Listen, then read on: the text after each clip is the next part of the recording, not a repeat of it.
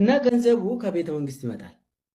ገንዘቡ በዝናሽ ታያቸው ማህተብ ተመቶ ወደ ዲቦራ ይገባል። ወደ ዲቦራ ፋውንዴሽን ይገባል። ከዲቦራ ፋውንዴሽን ደግሞ የደረሰኝ የሰው ስም ዝርዝር 53 በተለይ የሚዲያ ሰራዊት አክቲቪዝም ስራ የሚሰሩ አገር ውስጥም አገር ውጭም ሚዲያ ላይ የሚናገሩ የሚጽፉ የሎቢ ስራም የሚሰሩ 53 የፔሮል ስም ዝርዝር ተላከልኝ። 53ቱ ሚኒመም ኢትዮጵያ ውስጥ ያሉ ሚኒመም 45,000 ይበላሉ፣ ማክሲመም 90,000 ይበላሉ ደሞዛቸው ሳየው። ውጭ ሀገር የሚኖሩ ደግሞ በአመት ይከፈላል። በአመት 55,000 የሚከፈላቸው አለ፣ 65,000 የሚከፈላል። ዶላር ነው በነገራችን ላይ 60,000 55,000 በአመት የሚከፈላቸው አለ።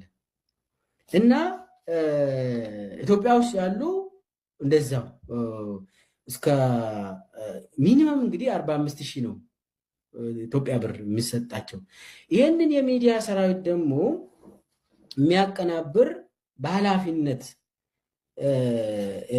አጀንዳ ከጠቅላይ ሚኒስቴሩ ወስደው ለነኚህ ሰዎች የሚያከፋፍል ሰው ደግሞ አንድ ሴት አለች፣ ፈድላ ትባላለች። ፈድላ ብያ።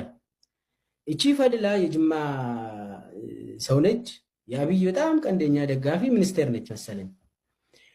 እሷ ነች አሁን ዝናሽንና አባዱላን ታገናኛለች። ፈድላ ቀጥታ አጀንዳዎች ደግሞ ከአብይ አህመድ ነው የምትቀበለው። ፈድላ እነኚህ በዲቦራ ፋውንዴሽን ስም ደግሞ ገንዘብ የሚበሉ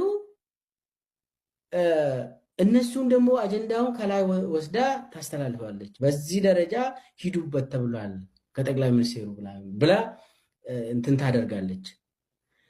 እንግዲህ እነኚህ ሰራዊት ነው።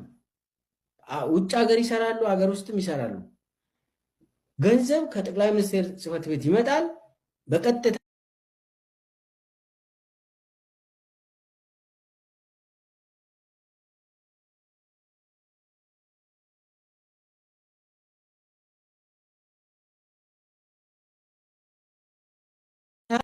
በዲቦራ ፋውንዴሽን ውጭ ሀገር ይሰራሉ፣ ሀገር ውስጥም ይሰራሉ።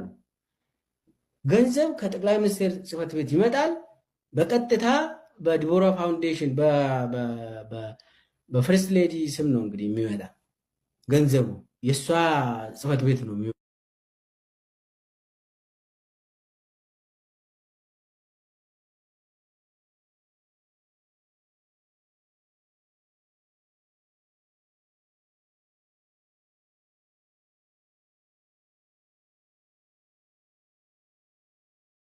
የሚመድበው። እና እሷ የምትለው ሲመጣ ያው ፈርስት ሌዲ ቀዳማዊት እመቤት ዜጎችን ትረዳለች፣ ትምህርት ቤት ትከፍታለች፣ እንደዚህ የተጎዱ እናቶችን እንትን ታበላለች ነው አይደለ እስካሁን የምንሰማው። ግን ደግሞ ገንዘቡ በዚህ ደረጃ ወጥቶ የት እንደሚሄድ ተመልከቱ። ውጭ ሀገር ዜጋ ሁሉ ይበላል።